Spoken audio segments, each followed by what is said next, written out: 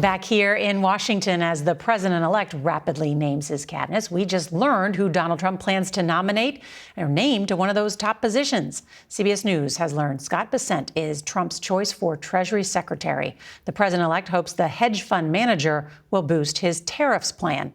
CBS's O'Keefe reports on all the new information in the Trump transition. Tonight, another legal victory for President-elect Trump as the judge in the New York hush money case postponed sentencing indefinitely and will now hear arguments on whether the case should be thrown out entirely because Trump's headed back to the White House. This case should have never, ever been brought. Among those who stood by Trump during the so-called hush money trial, where he was convicted of 34 felony counts, is his new pick to serve as Attorney General, Pam Bondi, chosen just hours after the embattled Matt Gaetz withdrew. Like other Trump choices, Bondi is a fierce loyalist. He is the strongest human being I know. She defended him during his first impeachment trial.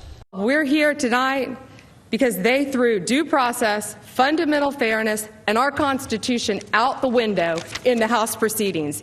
And backed his attempts to overturn the 2020 election.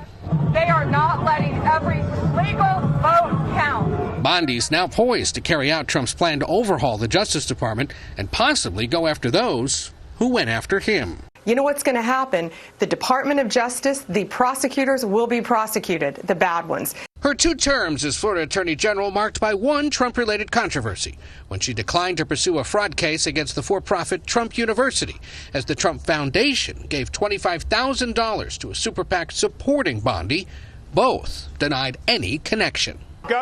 And while Trump's railed against the so-called swamp in D.C., we'll drain the swamp once and for all. We will get that done. Bondi has spent 5 years at a lobbying firm in Washington with clients that included Amazon, General Motors, and the government of Qatar. As for Gaetz's future, he announced today he wouldn't return in January to serve in the next Congress. I'm still going to be in the fight, but it's going to be from a new perch. Florida's governor today set a special election to fill Gaetz's seat in April. That means House Republicans will begin the new session one vote down in an already closely divided chamber. Norah? Very closely divided. All right, CBS's O'Keefe in West Palm Beach, thank you. For more insights on the Trump transition, we're joined by Face the Nation moderator and CBS News Chief Foreign Affairs Correspondent Margaret Brennan. And I know, Margaret, you've got some new reporting. Let's talk about the president-elect's choice for Defense Secretary, Pete Hegseth. He was with senators yesterday. How's he doing in his attempts to try and win over support? Well, the choice of Hegseth is drawing some scrutiny, not just because he doesn't have government experience, but also because of the disclosures that raise questions around character and conduct. The accusations around that 2017 encounter and the disclosure that he paid a woman to stay quiet about that. His decision to say publicly he doesn't support women in combat, despite the fact that more than 200,000 women serve in active duty, thousands of them in frontline combat positions. Nora, I know you know that well.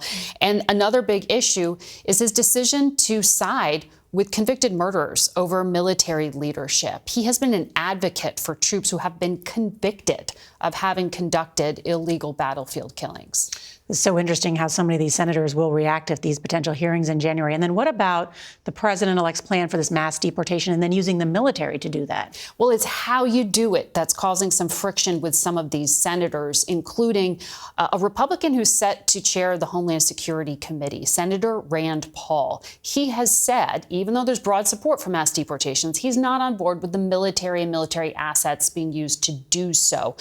We know that Stephen Miller, a top advisor to Donald Trump, has said the plan is to deputize the National Guard in red states, have them act as immigration officials, including in surrounding states. And under federal law, it is illegal for the military to be conducting things like a domestic government agency. So Rand Paul standing up and saying he's not on board with it, that's a challenge to a very central campaign promise.